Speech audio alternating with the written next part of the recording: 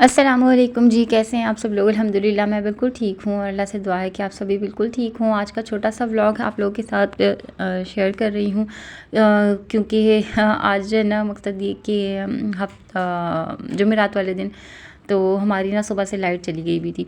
और ये अभी जो है ना मकसद ये कि अभी तो ये रात का टाइम है और रात को खाना वाना खा के ना फिर मुझे थोड़ी सी भूख लगी, 3 साढ़े 3 बजे के करीब। रोज़ा तो नहीं मैं रख रही थी, लेकिन बस ये था कि पोर्शन से जो है ना खाना, क्योंकि आज मुझे काम ज़्यादा करना था तो मुझे ये था कि मुझे प्यास बहुत ज़्यादा लगेगी।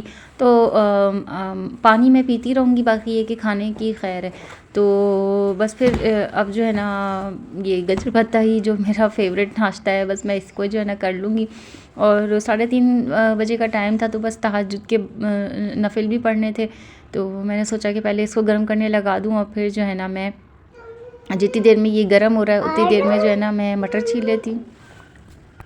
मकसद एक औरत जो है ना वो 2-3 सेकंड्स के लिए भी जो है ना वो वेली नहीं रह सकती, उसके लिए काम जो है ना इंतज़ार कर रहे होते हैं और वो काम इतने बड़े बड़े होते हैं कि दूसरे जो है ना उस काम को कर ही नहीं सकते, बस औरत ही जो है ना अपने कामों को निपटा सकती है। एक औरत, एक माँ जो है ना उसके बगैर घर बिल्कुल इनकम्प्लीट होता है। और मैं ये सोचती हूँ कि शादी से पहले की लाइफ कितनी फ्री होती है, आपने कभी कुछ किया कभी नहीं भी किया तो कोई मसला नहीं है, लेकिन शादी के बाद जो ज़िम्मेदारियाँ आपके सर पे आती हैं उनको आपको पूरी तरीके से निभाना ही निभाना है, वरना जो है ना घर का निज़ाम दरहम बरहम हो जाएगा, बिल्कुल उलट पुलट हो जाता है घर। अगर एक से सुबह से शाम तक भी जो है ना घर को ना देखा जाए ना, तो खैर से बच्चों के साथ घर की जो हालत होती है वो नाकाबिले बयान होती है। और इस टाइम पे जो है ना हमारी लाइट गई हुई थी सुबह, एक मकसद ये कि दोपहर 1 बजे से जो है ना वो लाइट जाके रात 9:30 बजे आई थी। और इस बात का मैसेज मेरे हस्बैंड को आया हुआ था, लेकिन उन्होंने मुझे नहीं बताया। और हमारे पास ना कोई ऐसा इंतज़ाम भी नहीं है जैसे कि लाइट जला लूँ बच्चों के साथ, ना मुझे बहुत मुश्किल हुई। तो सारे कामों को जो है ना मैंने लाइट गए हुए में भी कर लिया था, जैसे कि डस्टिंग और झाड़ू लगाना, सारे घर को समेटना, फिर पोछा लगाना, हर चीज़ मुकम्मल कर ली थी। मैंने खाना वाना भी बना लिया था। ये ब्लैंकेट निकालने थे, तो फिर मैं इसके लिए ना जो है लाइट का इंतज़ार कर रही थी, क्योंकि बेड पे जो है ना बच्चों को बिठाया हुआ था। बच्चों को बस मैंने ये कहा हुआ था कि आपने यहाँ से हिलना नहीं है, और बेड पे सारे बच्चों को मैं लेके बैठी हुई थी जब बिल्कुल ही अंधेरा हो गया था। तो बस जैसे ही फिर लाइट आई तो मैंने ये ब्लैंकेट वगैरह निकाले, इसको मैंने धोने के लिए डाला, बेडशीट चेंज करी। और आपने देखा कि बेडशीट के साथ ना मेरा छोटू किस तरीके से उसको जायनमाज़ समझ के दोनों गिलाफ़ों को उसके ऊपर जो है वो नमाज़ पढ़ रहा था। तो बस बच्चों की यही छोटी छोटी अदाएँ होती हैं जो कि ना मुझे बड़ी अच्छी लगती हैं। और कभी कभी जो है ना इनकी छोटी छोटी ऐसी अदाएँ होती हैं जिससे बहुत ज़्यादा गुस्सा आ रहा होता है। तो खैर सारे घर को समेट दिया था, और इस तरीके से जब मैं घर समेट देती हूँ, बच्चे खेल चुकते हैं ना, तो फिर मैं जो इनकी टॉय टेबल है ना, अब मैं ये करने लगी हूँ, मैं इसका मुंह मोड़ के रख देती हूँ। हालांकि ये इसका रुख सीधा कर सकते हैं, लेकिन फिर भी जो है ना मैं करके रख देती हूँ ताकि इनको ये लग जाए कि ये अल्टीमेटम है अम्मा की तरफ से, अब इसको हाथ नहीं लगाना। बाकी घर पूरा अल्हम्दुलिल्लाह साफ़ सुथरा हो गया था, सब डस्टिंग भी मैंने कर ली थी। और एक ना एक चीज़ तो आपको मेरे घर में कहीं ना कहीं पड़ी हुई नज़र आती ही रहेगी, मैं कितना ही इसको क्लीन एंड क्लियर करके चलूँ, लेकिन मेरे बच्चे माशाल्लाह हर जगह कुछ ना कुछ अपनी निशानियाँ छोड़ते रहते हैं। तो खैर खाने में मैंने आज बनाया था मटर पुलाव, क्योंकि एक इजी ऑप्शन मुझे यही लगा, मटर भी पड़े हुए थे, तो बस मटर चावल जो है ना वो एक ऑप्शन था मेरे पास। तो बस मैंने जल्दी जल्दी से जो है ना अंधेरे में ही मैंने ये मटर चावल भी बना लिए थे। बस मोबाइल की लाइट समझ लें जितनी होती है, उस लाइट में मैंने सारे घर का सब काम किया। बाकी उसके बाद जब हम खाना वाना खा चुके और सब कुछ हो चुका, तो बस फिर उसके बाद हस्बैंड को सूजी के उन्होंने पीनी है कॉफ़ी, और माइक्रोवेव में उन्होंने कॉफ़ी बनाने के लिए रख दी।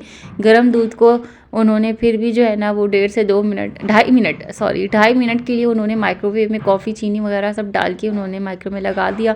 और उसके बाद क्या था जी, पूरा कप जो है वो कॉफ़ी का माइक्रोवेव में उबल गया, और सारा माइक्रोवेव इतना बुरी तरीके से गंदा हो गया था, ट्रे वगैरह सब, सारा दूध जो है ना वो नीचे तक माइक्रोवेव के नीचे तक जो है ना सारा गिर के बह गया था। तो पहले मैंने उसको सारा क्लीन किया, सारा उसे मैक्स से स्कॉच ब्राइट लगा लगा के जो है ना, ये देखो क्या बोल रही हूँ मैं, स्कॉच ब्राइट से मैक्स लगा लगा के जो है ना मैंने सारा क्लीन किया, अच्छी तरीके से रगड़ रगड़ के सब साफ़ किया। उसके बाद मैंने सोचा कि यार रिकॉर्डिंग ही कर लेती, तो फिर मैंने जो है वो कैमरा निकाला, और जो आखिर की पोछा पुछाई थी वो मैंने आप लोगों के सामने शेयर कर दी।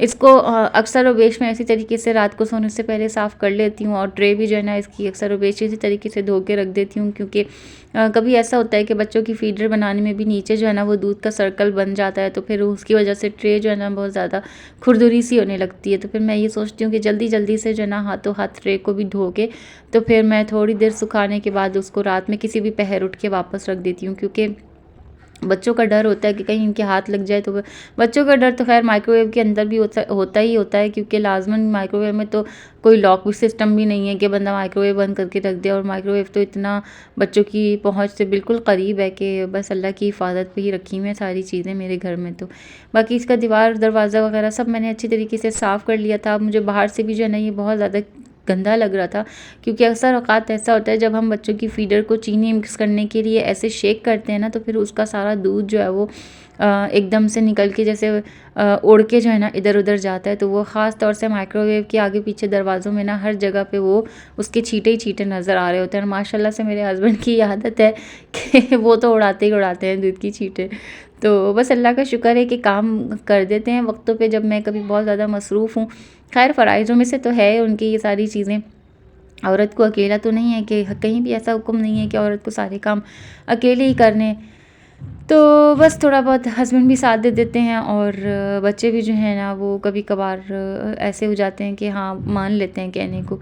साथ ही साथ मैंने लगे हाथ जो है ना वो फ्रिज के भी दरवाज़ों को इधर उधर से साफ़ कर लिया, क्योंकि छींटे भी इस पे भी आती हैं कभी, और बच्चे भी जो है ना वो अक्सर औक़ात जैसे पानी गिरा दिया या कुछ इस तरीके का, तो उड़ उड़ के छींटे जो है वो हर चीज़ पे ही आती हैं।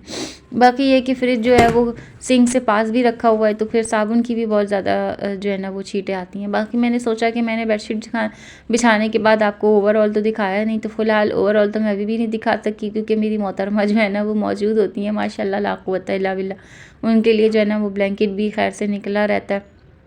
बाकी हस्बैंड कपड़े इस्त्री करूँगी, और बस यहीं पे मैं व्लॉग भी एंड करूँगी। अगर काइंडली चैनल पे न्यू है तो लाइक शेयर एंड सब्सक्राइब लाजमी कर दीजिएगा। दुआ में याद रखिएगा। अल्लाह हाफ़िज़, फ़ी अमानिल्लाह।